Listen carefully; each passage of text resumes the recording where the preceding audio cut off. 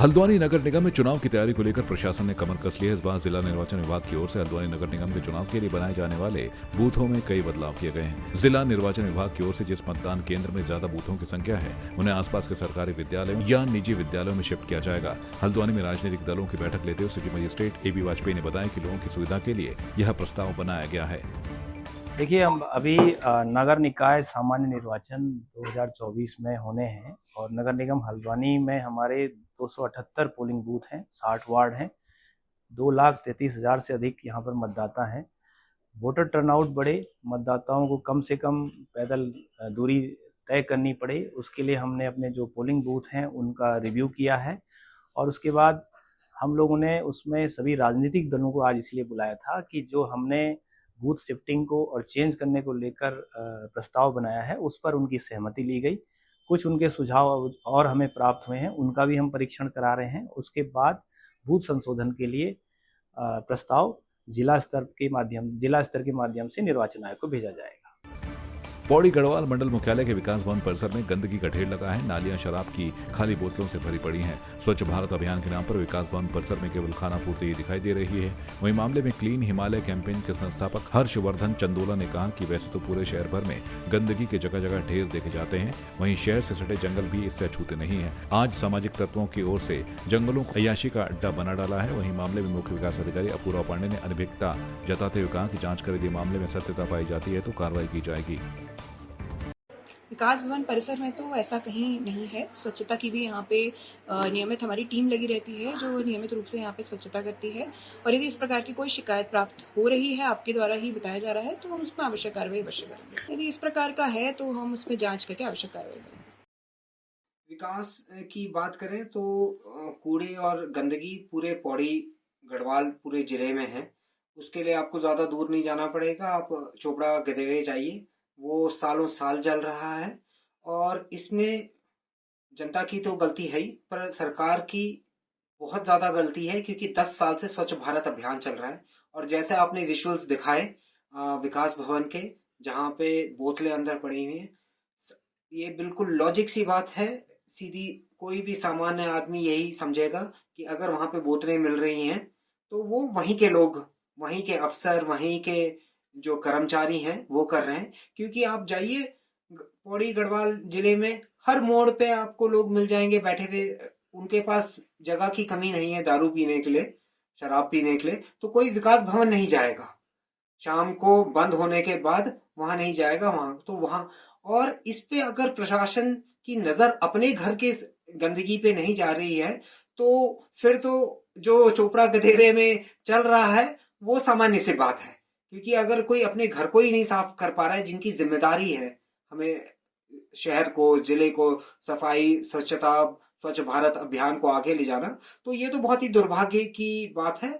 और इसमें किसकी गलती है? इसमें मुख्य विकास अधिकारी और वहां के सारे कर्मचारियों की गलतियां हैं कि किसी एक अफसर की नहीं, सारे सबकी गलती है। सबकी नजर तो पड़ ही रही है, सब तो देख ही रहे हैं, पर सब अनदेखा कर दे रहे हैं। इसीलिए वो हाल है जो पूरे पौड़ी में हो रहा है, जहां बिल्कुल साफ सफाई नहीं है। आप सुबह चले जाइए कहीं घूमने, आपको हर जगह गंदगी मिलेगी।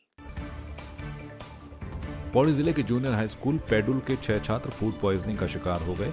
आनंद फानन में शाम के वक्त बच्चों को जिला अस्पताल में भर्ती कराया गया, जहां उनका उपचार चल रहा है। चिकित्सकों के मुताबिक अब बच्चों की हालत खतरे से बाहर है। मिली जानकारी के अनुसार जूनियर हाई स्कूल पेडुल के बच्चों ने स्कूल में बना भोजन खाया था। इसके बाद स्कूल की छुट्टी हो जाने पर घर पहुंचे 6 बच्चों में उल्टी की शिकायत मिली।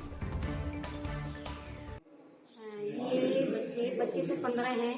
15 बच्चों में से 13 बच्चों ने खाना खाया और 6 बच्चे हमारे यहाँ आए हैं। आज हमारा दाल भात और रायता बना था, ककड़ी का रायता था।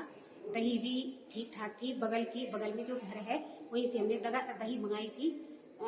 मैंने भी टेस्ट की थी दही, बड़ी ताज़ी दही की टेस्ट थी। तो उसके बाद 10:30 बजे इन्होंने खाना खा लिया था और 10:30 से 11 बजे तक इन्होंने खेला भी। और उसके बाद हमने पढ़ाई की। 1 बजे छुट्टी हो गई थी, फिर एक घर चले गए। 3 बजे आया मेरे फोन। 3 बजे एक गार्जियन का फोन आया कि ये बच्चे उल्टी कर रहे हैं, तो आज क्या खाया, क्या हुआ। उसके बाद जब उनका मेरे फोन आया कि ये बच्चे उल्टी करे तो मैंने सारे बच्चों से कांटेक्ट किया, सारे बच्चों को पूछा, तो उसके बाद पता चला कि 6 बच्चों को हो रहा है, बाकी बच्चों को नहीं हुआ, बाकी बच्चे ठीक हैं। तो उसके बाद हमने गाड़ियाँ बुक की, हम हॉस्पिटल आए, अभी एडमिट है, ड्रिप चली गई है, अब ठीक है, स्वस्थ हैं। डॉक्टर कह रहे हैं कि खतरे की ऐसी कोई बात नहीं है। और जो बच्चे घर में हैं उनसे मैंने कई बार फोन कर दिया है, कई बार बच्चों को कह दिया है, तो पूछ रही हूँ कि किसी को कुछ नहीं हो रहा, तो किसी को कुछ नहीं हो रहा है जो बाकी बच्चे हैं। हमारे पास टोटल एडमिटेड बच्चे 6 बच्चे हैं स्कूल के, और सबकी शिकायत यही थी, उल्टी दस्त के साथ आए हैं बच्चे। दोपहर को 11 बजे के हम खाना खाने के बाद बच्चों को दस्त और उल्टी शुरू हो गई थी। तो ज़्यादातर बच्चों को 6 से 7 बार दस्त उल्टी हुई है।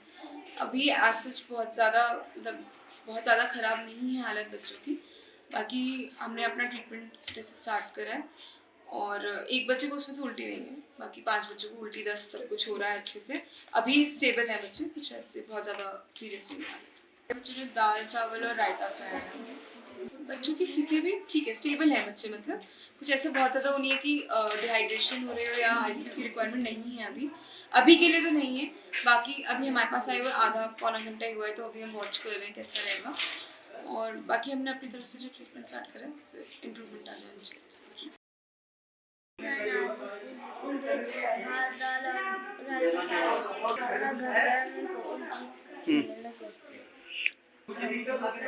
कितने बच्चे एडमिट हो रखे हैं यहाँ पे आप? कौन से स्कूल का है बेटा? आप कौन से स्कूल में पढ़ते हो? हैं?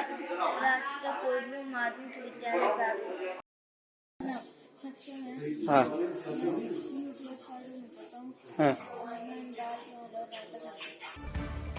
मसूरी में नगर निकाय मतदाता सूची में दर्ज नामों पर आपत्तियां और उनके निस्तारण के लिए नगर पालिका सभागार में उप जिलाधिकारी डॉक्टर दीपक सैनी की ओर से सुनवाई की गई और आपत्तिकर्ता की ओर से लगाई गई आपत्तियों पर गंभीरता पूर्वक विचार करने के पश्चात उनका निस्तारण किया गया। इस दौरान भारी संख्या में मतदाताओं ने अपने नाम पर आपत्ति को लेकर भी अपना पक्ष रखा और कई लोगों में इसको लेकर नाराजगी भी देखी गई। वर्षों से मसूरी में रह रहे निवासियों के नाम पर भी आपत्तियां दर्ज की गई थी, जिसका उनकी ओर से विरोध किया गया और अपने दस्तावेज पेश किए गए। यशोदा जी द्वारा जो है हमारे मसूरी नगर पालिका क्षेत्र की जो नामावली थी उसके ऊपर 1856 नामों पर उनके द्वारा आपत्ति की गई थी। तो माननीय उच्च न्यायालय के आदेशों के क्रम में उसकी सुनवाई की जा रही है। आज वार्ड नंबर 3, 4 और 5 के जो मतदाता थे जिनके ऊपर आपत्तियां थी उनकी सुनवाई आज की जा रही है।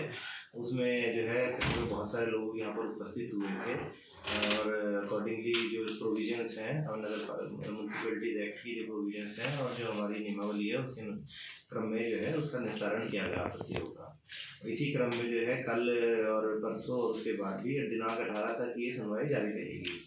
जो लोग किसी कारण से छूट जा रहे हैं, जो लोग नहीं उपस्थित हो पाए हैं आज, उन लोगों को भी अतिरिक्त समय दिया जाएगा और दिनांक 20 मई को सोमवार को जो है उनको अतिरिक्त दिवस अपॉर्चुनिटी दी जाएगी हियरिंग पे आने के लिए।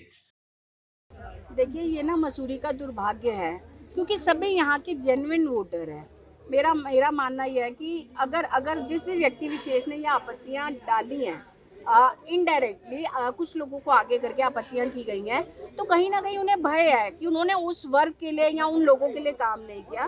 तो ऐसी चीज़ों का सरकार को भी संज्ञान लेना चाहिए, एसडीएम महोदय को भी संज्ञान लेना चाहिए। बीएलओ ने घर घर जाकर निरीक्षण करके फिर वोटर लिस्ट में नाम लिखा है। उसके बाद एक आपत्तिकर्ता वहाँ टीरी जाके चले गए हैं और जब वहाँ से एक लिस्ट लेके आ गए हैं कि इन लोगों के नाम काट दिए जाए, इनके वहाँ पे नाम है। तो अगर आपको लगता है कि वहाँ पे नाम किसने चढ़ाए तो वो वहाँ की गलती है ना, यहाँ की नहीं है। निवासी तो अपने प्रमाण पत्र दे रहे हैं, साक्ष्य दे रहे हैं, पर जनता को इस तरीके से परेशान करना कहीं भी इसका कोई औचित्य नहीं बनता है। बहुत सारे लोगों ने मुझे बताया कि वो अपने डॉक्यूमेंट्स अंदर लेके गए, लेकिन उप जिलाधिकारी महोदय ने ये कहा है कि आप पहले वहाँ से कटवा के आओ। जो व्यक्ति विशेष वहाँ से लिस्ट लेके आए वही कटवा के आ जाए ना वहाँ से। ये निवासी यहाँ पे रहते हैं, जिनका यहाँ का निवास की सारी आईडी है, उनका नाम यहाँ पे वोटर लिस्ट में होना चाहिए। मैं ऐसे जनप्रतिनिधियों की कड़ी निंदा करती हूँ।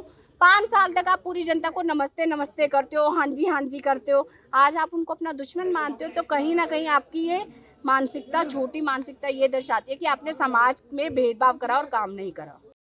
देखिए, बड़ा दुख का विषय है। हम 40 साल से मसूरी में चुनाव लड़ रहे हैं, जीतते आ रहे हैं, हारते आ रहे हैं। कभी आज तक किसी भी व्यक्ति ने, चाहे वो जोसिंह गुंजोला लड़े हों, मनमोहन सिंह लड़े हों, ओपी उनियाल लड़े हों या कोई और भी लड़ा है, किसी ने कभी किसी के वोटर पे कोई आपत्ति नहीं करी। क्योंकि यहाँ ग्रामीण परिवेश का माहौल है, क्योंकि जो टिहरी जिला है, पौड़ी जिला है, वो सब लगा हुआ शहर है। यहाँ मसूरी में तो 10 विधानसभा के लोग निवास करते हैं। कहीं ना कहीं गलती से अगर हमारे ग्राम सभा में वोट हैं, अगर हमको मौका मिले, हम वहाँ से कटा के ले आएंगे। या हमें यहाँ रहना होगा तो हम यहाँ रखेंगे, अगर गांव में हमें रखना होगा तो हम गांव में रखेंगे। पर लेकिन ये कौन सी बात हुई कि एक व्यक्ति 35 साल का लड़का जो है पूरे 1800-2000 आपत्तियाँ कर रहा है कि ये लोग जो है मसूरी में नहीं रहते हैं और ये गाँव में रहते हैं, इनका कोई मसूरी में ठिकाना नहीं है, इनके बच्चे यहाँ नहीं पढ़ते हैं, और उन पर आपत्ति कर दी है। हमने आपत्ति इसलिए लगाई है क्योंकि जो पिछले नगर पालिका चुनाव की लिस्ट थी और इस बार की लिस्ट है, उसमें बहुत ज़्यादा इजाफा हुआ है। और इसमें हमने देखा है कि बहुत सारे लोग ऐसे हैं जो सिर्फ वोट करने आते हैं, वो मसूरी में नहीं रहते, वो लोग वो गांव आसपास के गांव के एरियाज़ में रहते हैं, वो सिर्फ वोट करने आते हैं, वो वोट को प्रभावित करते हैं। उसे जो मसूरी का वोटर है उसका वोट प्रभावित होता है। नहीं, अभी वोट किसी की नहीं काटे गए, अभी हमने सिर्फ आपत्ति लगाई है। अगर वो अपने डॉक्यूमेंट्स प्रस्तुत करते हैं एसडीएम साहब के सामने, हम लिखित में वापसी ले लेंगे अपनी आपत्ति, जो प्रस्तुत कर देंगे अपने। आपकी इस पर क्या राय है, हमें कमेंट कर जरूर बताएं। इसके साथ ही आप हमारे YouTube चैनल को सब्सक्राइब कीजिए। आप हमें Facebook, Instagram, Twitter और कू ऐप पर फॉलो भी कर सकते हैं। और संवाद 365 के साथ एक क्लिक में जुड़ने के लिए डाउनलोड कीजिए संवाद 365 ऐप।